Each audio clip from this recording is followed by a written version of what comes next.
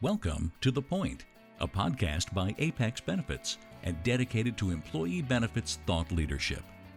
You can find more episodes for free on iTunes by searching The Point or Apex Benefits. Please rate, review, and subscribe to be the first to know about what we have in store for you. To learn more about Apex Benefits, please visit our website at www.apexbg.com or find us on LinkedIn, Facebook, or Twitter. Let's get to the point together. Welcome back to The Point, Fort Wayne. I'm Kassee, Lamm, Benefits Strategist for Apex Benefits, and today I'm sitting down with Martin Fisher, Executive Director of Science Central, and Scott Long with Apex Benefits. Welcome to The Point, Fort Wayne, gentlemen. Martin and Scott, would you take a second just to introduce yourselves for our listeners? Sure. My name is Martin Fisher. As you said, I'm the Director of Science Central. I've been here for about 12, almost 13 years now. I moved here to Fort Wayne for the position, and it's been an absolute blast being able to work at a hands-on interactive science center. It's something I've done my entire life at other places. Appreciate you joining us, Martin. Of course, my name's Scott Long. I'm an executive advisor with Apex Benefits. I work with employers of all shapes and sizes, predominantly anyway, in central Indiana and in Fort Wayne with Kassee. Thanks so much. So Martin, you've really become the face of Science Central here in Fort Wayne and Northeast Indiana as a whole. And Science Central has been successful for almost 25 years. What do you contribute to the success of your facility and the programs that you provide to the community? You know, I think it boils down to a number of items, and in no particular order. First and foremost, I just said no particular order, but first and foremost, we're the only hands-on interactive science center in this region. You'd really have to go, 2.5, 3.5 hours to the east to get to the Ohio cities. Detroit has a science center. Lansing, head west 3.5 hours to Chicagoland, and south there's one in Bloomington. There's a large one in Louisville. So when you look at that large geographic area, it's really us. It's really Science Central right here in Northeast Indiana and right here in Fort Wayne, almost on the edge of downtown Fort Wayne. So I would say that's part of it, just because we're one of a kind for this area. I would also say that it's because we have a very good mix of providing both education and entertainment. Here's what I mean by that. On the education side, we certainly want to make sure that our visitors, whether they're in the building or our visitors when we do an outreach program or a distance learning program, we want to make sure that they're learning about science. We want to make sure that they understand those basic scientific concepts and principles that we're presenting in the program, whether it's to meet the needs of the student, the teacher, the scout, or the family member. But we also want it to be fun. I mean, let's be realistic. Science is pretty cool. You get to learn about dinosaurs and planets and DNA and telescopes, and that's really neat stuff. So we want to make sure that people are getting a nice mix of the fun factor, the entertainment, as well as the education. We do focus, of course, on the education side. We want our people to learn. We want our visitors to understand something. Doesn't matter if it's the 2-year-old child in our early learners area or the 102-year-old grandmother, as well as everyone in between. Yeah, I understand you serve, your organization serves people of all ages, really.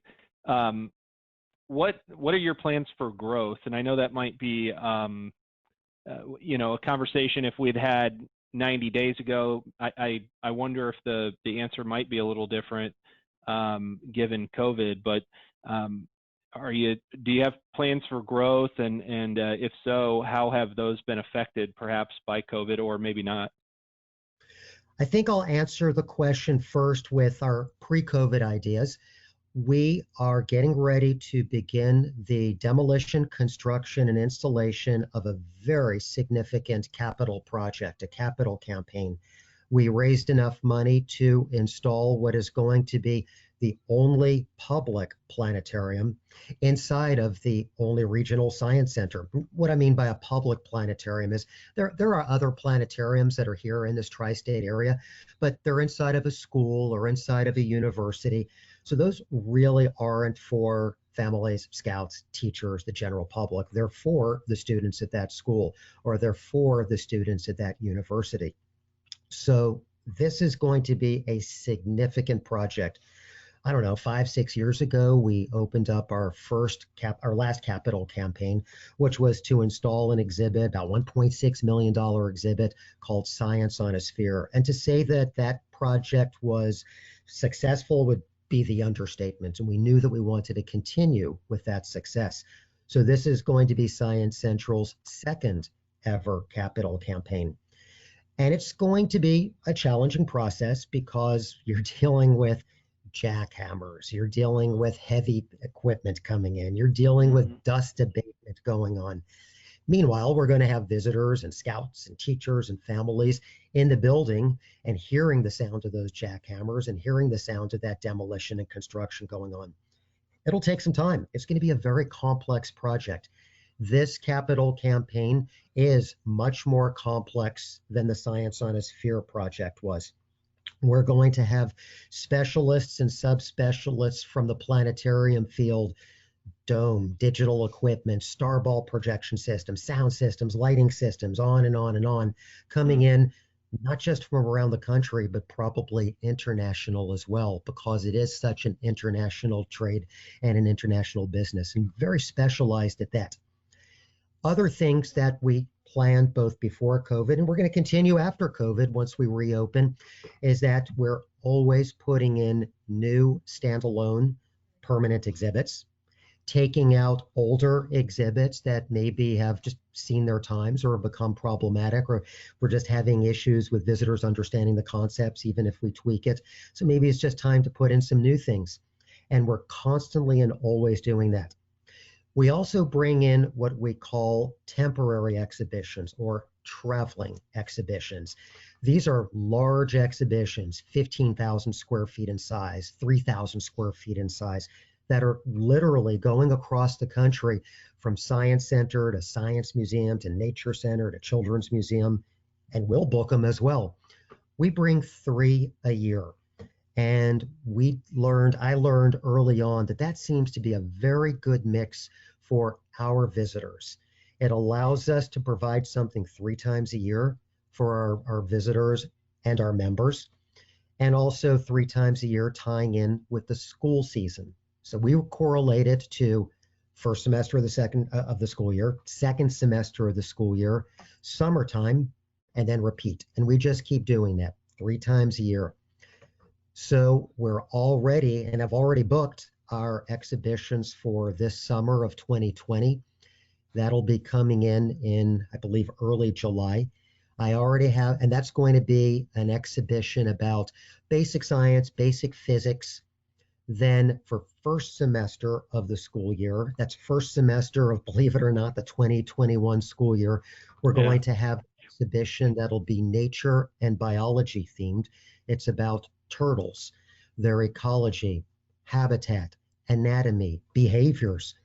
And we'll have that exhibition up roughly end of September through the holidays. And then for second semester of the school year, we're going to have an exhibition which will be a series of nature-oriented and zoology-oriented banners. That one's not the norm for us because it's a hands-off exhibition. It's a series of banners that we'll put up all over our temporary exhibition gallery, almost creating pathways, if you will, on about 10 different topics in biology, ecology, conservation, and zoology.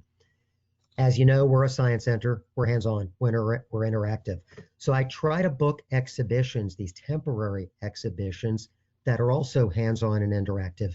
But if we have one every few years that isn't hands-on, that's okay, since it is a temporary exhibition.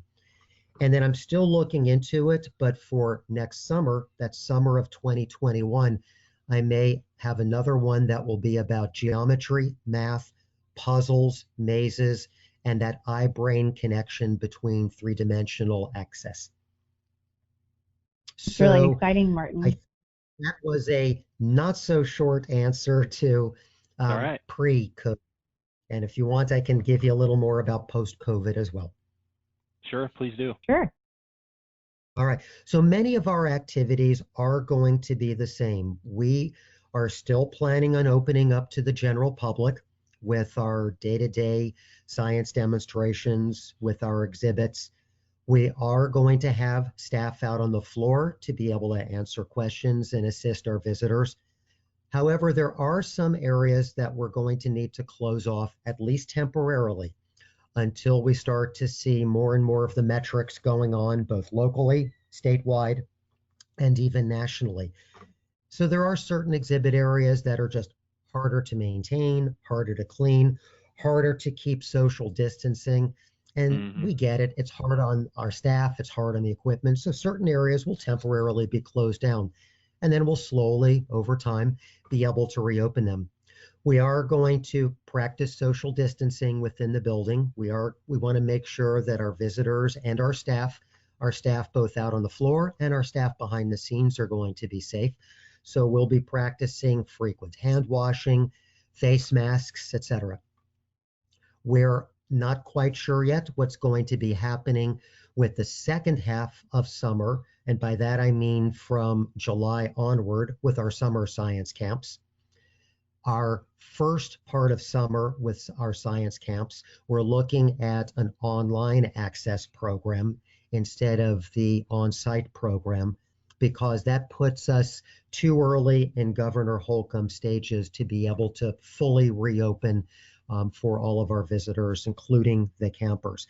But once we get to stage 5 of Governor Holcomb's plan, we'll be open. We're going to decrease the number of visitors in the building, and I've already shared with you social distancing, cleanliness, constant cleaning of the exhibits to make sure that staff and visitors are going to be safe.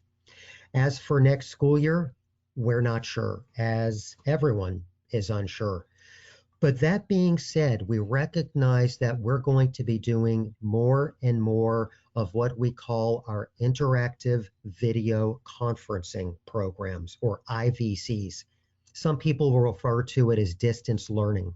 It allows us, with our equipment in Science Central, to use our exhibits, our props, our demonstration materials, and talk live time to a class anywhere. This past school year, we were doing IVC programs for classes from East Coast to West Coast, New York to California, from Northern Canada all the way to Costa Rica, and classes in between. And it's pretty amazing because our educator truly is talking live time, working live time with that other class, regardless of where they are, regardless of what time zone they're in. Technology at its finest. Absolutely. Martin, it sounds like you guys are really diving deep in creating that plan and to a successful reopening. So we're excited for you. I do have a question for you about being part of the downtown community, right on the edge of downtown. Have you and Science Central seen your economic growth impacted as downtown has been revitalized in the last 10 to 15 years? We do view ourselves as a very significant part of not just downtown, but Fort Wayne itself and the growth Absolutely. of Fort Wayne with everything going on, theaters, arts, sports, culture, restaurants. We view ourselves as a very significant portion of and player of that. Doesn't matter if it's a local family that wants to do a staycation and hit some of the activities that are occurring all over the city. Doesn't matter if it's someone from another state that's coming in to visit Fort Wayne for a weekend or a week, or they're just traveling through for half a day. We know that our out-of-town visitors, because we do zip code analyses, we're very proud of the fact that our out-of-town visitors provide approximately $1 million to the local economy with visiting us and the other activities that they're doing when they come and visit. We have very strong and significant partnerships with a lot of the other museum type attractions that are here in Fort Wayne. For example, we have a joint membership program that we do in conjunction with our great friends over at the History Center, the Fort Wayne Museum of Art, and the Botanical Conservatory. We have fantastic relationships with the performing arts cultural community. We have some great relationships with some of the theaters and Arts United, a variety of activities that we do with them. So it's really nice that we're able to provide that science side as well as the art side or the history side. So yes, we do view ourselves as very important to not just downtown, but also to Fort Wayne itself. It's been absolutely fantastic for me as a 12, 13-year veteran, I suppose, of the city to be able to see and experience and enjoy myself personally a lot of the growth that's been going on here in Fort Wayne. So yes, Science Central, we view ourselves as a significant part of that. Appreciate that. So I want to make sure that we capture some additional thoughts from you on attracting visitors. So what I heard you say is the organization is really responsible for, or could be directly tied to, an additional $1 million of revenue to the region, and that's really important to the work Kassee and I do. The work that we do as benefits strategists is directly tied to labor and labor forces and so forth. So what that ultimately means to the region is a more robust economy and certainly additional jobs. So how, help us understand, how have you been able to drive people from 40 different states to your location? It's a really impressive feat. So how have you done it? Yeah, thank you. And we're very proud of it as well. And those 40 states that you mentioned, that's just from the last year. Well, so we do it in a variety of ways. Let's start off with the marketing and advertising approach. We certainly work with a lot of the local marketing, advertising, radio, TV, newspaper, billboards, social media.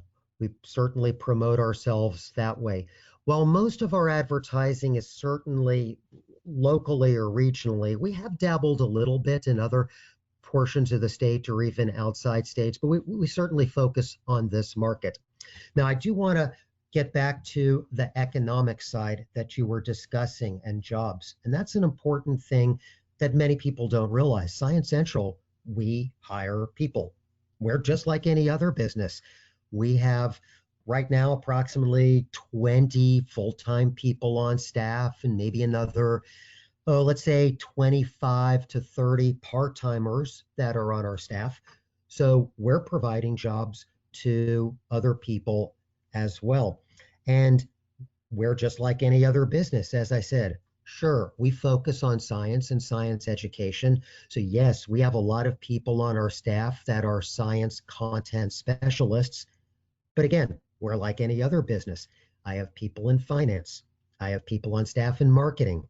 I have people on staff in housekeeping and taking care of the building and the exhibits. So yes, we certainly have some specialty areas, but we're providing jobs to other areas and other skill sets just as much as we do for the people that have a science or education background.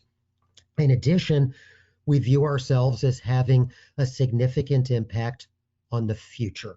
And what do I mean by that? Excuse me. Well, in the short term, we know that we're working one-on-one and one-on-group with teachers, in-service teachers, continuing to provide them with the skills, knowledge, and tricks on how to do science activities in their classroom right now. Those teachers are going to have impact on their students. Those students are future residents and future citizens, future nurses and future bankers. In addition, we're working with the local universities with the pre-service teachers. And by that, I mean a student who's majoring in education. So we're working with their professors and providing workshops and training for those pre-service teachers to, again, when they get a job and they're out there at a school with their own classroom, they'll have a greater comfort level with science to be able to teach their students. And when it comes right down to it, our biggest impact would be on the family that walks in, the the Joe Schmoes that are out there, because those are the people who we're able to provide that fun and that educational science content. If a visitor walks in, let's kind of run through this. Visitor walks in. Number one, they learn a couple of facts and figures about science. That's great. Whatever it happens to be. Oh, they understand a little more about tornado formation. Oh, they understand the different types of dinosaurs. Oh, they understand what's a turtle. Two, they walk out of Science Central and they're able to connect those science concepts to their own lives. Mm-hmm. That's powerful. What do I mean by that? They sit in on our temperature and states of matter program, and then they go home, and let's say it's winter and they see snow on the ground and they go, oh, I now know a little more about states of matter and temperature. Or they see our weather demonstration and they look at the weather map and we're discussing H's and L's. And they go home, they watch the news that day and they see the meteorologist talking about high pressure and low pressure. And they go, oh, I get it now. Number three, they walk out of Science Central and they go, hey, I was never that keen on science maybe as a kid, but I'm going to watch this show on TV tonight that's about science. I'm going to read this article that I just saw in this magazine about science or technology or engineering. I'm going to read this newspaper article that's talking about a brand new invention where I may have just skipped to a different page.